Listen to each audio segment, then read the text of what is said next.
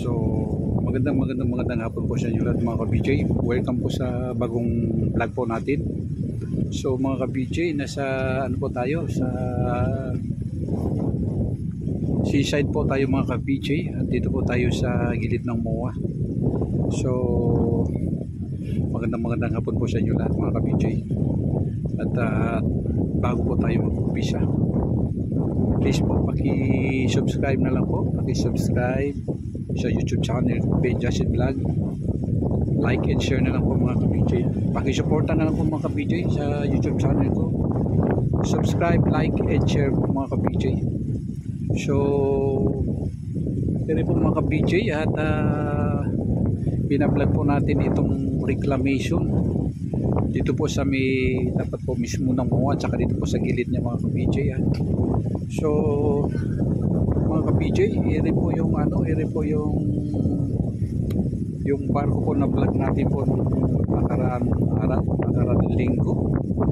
So andyan pa rin po sila mga ka-BJ, at hindi pa rin po sila umalis dyan.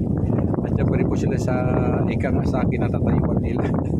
At saka yung irin, dalawang barko rin, at saka yung isa na yung mukhang may laman pa ito mga ka-BJ, lalong lalo na po area, lalong lalo na po dyan mga ka-BJ, mukhang may laman pa yan.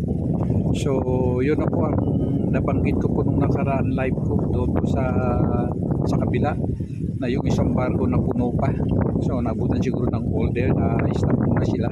So kaya ayan, ito po mukhang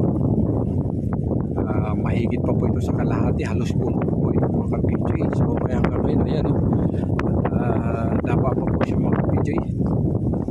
So tapos yung mga ibang barko nakikita natin, ayan, okay naman sila, wala naman kalaman-laman. Ayun, ito po yung tambak nila po nung nakaraan po. Ayan, nakaraan tambak po yung mga ka-BJ. Hindi na po nila na dagdagan yan, hindi na po nila tambakan ulit yun. So narinig ko na po yung order na yan na, so mga ka-BJ, matagal na po yan, mga 2 months na siguro ito mga ka-BJ, dahil nung nasa Tawi-Tawi po ko doon, narinig ko na yan yung balita na yan, na order po ni PBBM na ipahinto muna sila at pag-aralan muna yung mga kontrata at saka yung mga ere po, yung mga gumagawa po dito po mga ka-BJ. So ayan, hanggang ngayon andito pa rin, wala pa rin kalawan as usual, at ganito pa rin po mga ka-BJ. So kung ano pong nakita natin po dito nung mga nakarapuan, siya pa rin po hanggang ngayon po mga ka-BJ. So ere pa rin buhat nung dating natin po, galing tayo ng Tawi-Tawi noon. So hanggang ngayon ganito pa rin po siya mga ka-BJ. Kung anong posisyon ng mga barko dito, siya pa rin, hindi pa rin po nagbabago. Tsaka kung ano po yung tambak lang po nila po nung nakaraan, siya pa rin po, hindi pa rin po nagbabago mga ka-BJ. At ere pa rin yung order, talaga pinahinto sila. At saka narinig ko rin siya ngayon sa mga politician natin, talagang pinahinto talaga ito. At mukhang alanganin na siguro ito makabalik. At so tingnan muna natin mga ka-BJ. Marami rin kasi against dito sa mga reclamation ito po mga ka-BJ. Marami rin talaga ayaw rin So hindi po natin alam kung ba't po na aprubahan po ito nung nakaraan admin. At so sana narinig natin po itong mga ka-BJ.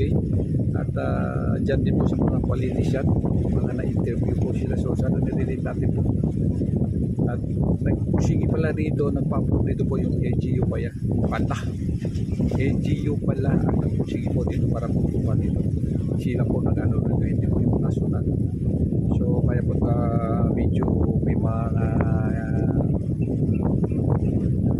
malaking question mark po sa kontrata dito po mga ka-BJ. Mukhang narinig natin po, mukhang pinakamadali daw po ata ito mga ka-BJ para maprubahan lang. So kung panahon po ito ni Tatay Digong bago po mag-end po yung yung term niya. So wala po naman dito si Tatay Digong, hindi po ito anomalya ni Tatay Digong, hindi po siya, malinis po siya rito. Dahil po nadagdagan yung luwag niya po mga ka-BJ, yung tambak, so ganun pa rin po mga ka-BJ. So palagi ko po sinasabi dito, nakakahinayang din talaga pag hindi natuloy. At so mukhang nakakahinayang din naman pag natuloy. Kaya medyo alanganin siya. Kumbaga sa sala sa init, sala sa salamig na hindi rin natin po alam kung bakit na aprubahan ito, kung bakit nagpatuloy. So malaking katanungan po dyan, paano po ito pag hindi na ito pinapatuloy, totally na pinahinto na po sila. So ano kaya gagawin dito sa mga natambakan nito po mga ka-PJ? Ano kaya gagawin dito ng ating gobyerno? Ano kaya dapat gawin dyan yan? Sayang ang luwad. So malaki ng lugi dito kano na ito. Billion na po ito mga ka-PJ, ha? Billion na po ito. Sigurado. Malaking pera na po ito nawawala. Naubos. Ibig sabihin, malaking pera na po ito naubos dito po mga ka-PJ. Tapos hindi rin natuloy. So sa bagay at pagka nagtuluyan yan talagang totally na wala na sila sa kumbaga wala na sila sa ere. So wala silang dapat sisihin, ang sisihin nila sila po sarili nila kung sino man po dyan sa kontrata na yan. Yung pong ano dito kasi marami po sa atin mahilig na palusot kahit sa alanganin eh. So kung ba't natin sinasabi mahilig tayo magpalusot sa alanganin, dahil kung ere po ay walang anomalya, hindi lang ito pinapalusot ng alanganin, hindi po ganyan yan, tuloy-tuloy ang trabaho yan. So kaya masasabi po natin pinalusot natin ang alanganin dahil ayan nga pinahinto po kayo mga ka-PJ. So nakita ng ating gobyerno at may alanganin, may hindi maganda. So kaya ayan po ang nangyari. Ganyan. Kaya po dapat ay lahat po ang gawin natin mga pulido talaga. Mga pulido, tingnan mo na yan, sayang. Sabagay naman mga ano dito, mga millionaire din yung mga ka-PJ. Pero kahit na malaking pera ito. So tingnan ninyo mga barko nila yan. Doon hanggang Bandaron na po, marami na po sila mga barko dyan, mga nakatingga na lang po mga ka-PJ. So tingnan mo, hindi pa nila na tambakan ng maigi yan. So malayo pa po, ayun po yung tapak nila dyan, malayo pa po yan. So ang bundok ng Bataan at saka yung bundok dito sa may ilang bundok dyan, halos hindi na po natin makikita mga ka-PJ. Mas lalo pag nandito na yan, tulad na dyan po sa may PICC doon, sa mga live water doon sa ano doon, talagang pag nandoon ka na sa seascape doon, kawawa po yung mga restaurant doon sa seascape, ha? Totally wala na talaga makikita pag nandiyon, harang na talaga makikita mo lang mga buhangin tambak na lang. So ganoon din po yung mga ka-PJ, pag natambakan na hanggang dito wala na po kagandahan ng Manila Bay. Itong tinatayuan natin ito kada hapon ito, dami na mga tao din eh. So ayan, tingnan niyo yan. So ang ganda din eh, mas lalo pag sa hapon na yan, ang ganda na, mamamaya lang, ganda na yan. Dami ng tao dyan. So pagka talaga natambakan na itong gilid na ito, yung kagandahan dito wala na, as in wala na. Tulad doon din po yun sa seascape. Tingnan mo yung seascape doon, yung mga restaurant, ang sasarap ng pagkain doon. So wala na mga tao doon, wala na. Isa rin po yun sa mga kaya pinupuntahan ng mga tao doon, yung view napakaganda doon pag sa hapon. So nawawala na po ang view, kaya pati yung mga kumakain wala na rin. Kahit yan po masarap ng pagkain, kung mismo ang paligid mo wala na, wala na rin, nawala rin mga customer po mga ka-PJ. So yun po ang nangyari doon po mga ka-PJ. So rito ganito rin yan, pag naharang na ito, pros tambak na ito, wala na, sigurado ako mababawasan na itong seaside na ito po mga ka-PJ. Babawasan na po ang tao dito na pupunta rito dahil wala na po yung ganda dito. At baka pati yung itong hangin wala na rin yan, hindi na rin po ganyan yan eh. Yung itong simoy ng hangin din eh, wala na rin yan, harang na rin po yung mga PJ. So tulad natin, dapat sana mapag-aralan po ito mabuti bago nila ipagpatuloy o bago nila i-stop talaga. Mabuti ito, pag isusurin po nila ito mabuti. Kung ano ba ang kahidatnan nito pagka napagpatuloy po natin ito, kung kung ano mga edad na nito pagka hindi natin ipagpapatuloy. Tuloy ang laban, mga PJ. Tingnan ninyo, puros nakatingga na lahat. Doon din sa kabila, pinutuan natin po nung last sa ilan araw, ganoon din.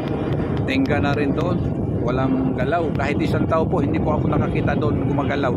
Isa lang po ang nakita ako doon, nung nandun po ako nag-vlog, nung nakaraan araw. Isang van lang po dumadaan doon, yun lang. Pero yung mga tao nagdadaan, wala na. Pati yung mga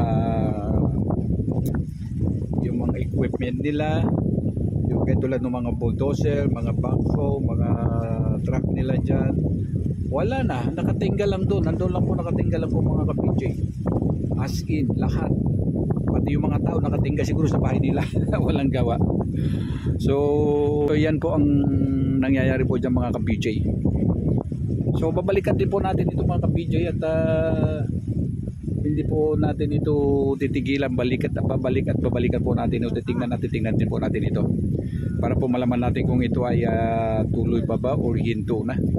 Tingnan lang po natin mga ka-PJ. Samahan ninyo po ako, samahan ninyo po ako mga ka-PJ pag andito po tayo, supportahan ninyo po yung vlog ko pag andito po tayo mga ka-PJ.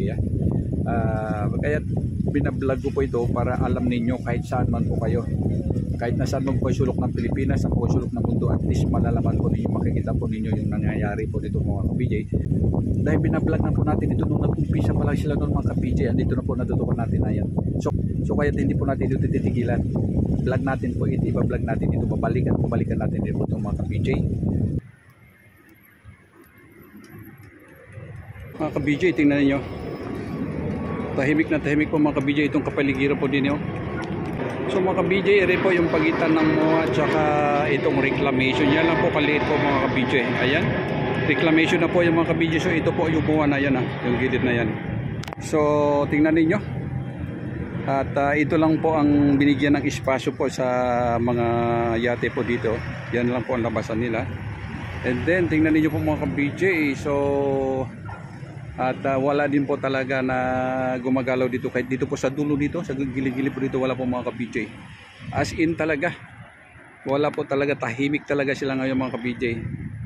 So ayun po, yung doon po sa kabila, saka dito po sa gilid, doon din po sa gilid ng mga po mga ka-PJ, ganoon din po sa nakikita po natin, ganito rin po talaga ang kalagayan nila. So hinto po sila lahat mga ka-PJ. Kahit ni isang tao po, wala po tayong makikita mga ka-PJ. Tingnan ninyo, kahit ni isang tao wala, kahit ni isang sasakyan po gumagalaw wala, as in talagang wala. Yun na po sinabi ko, parang ghost town na po ito po mga ka-PJ. Wala talaga. Ayan. So mga ka-PJ, at hanggang dito lang po yung vlog natin. So mga ka-PJ, thank you so much po sa mga suporta po ninyo sa vlog ko. At ako'y taus puso po talaga, ako talaga nagpapasalamat sa inyo lahat. So God bless.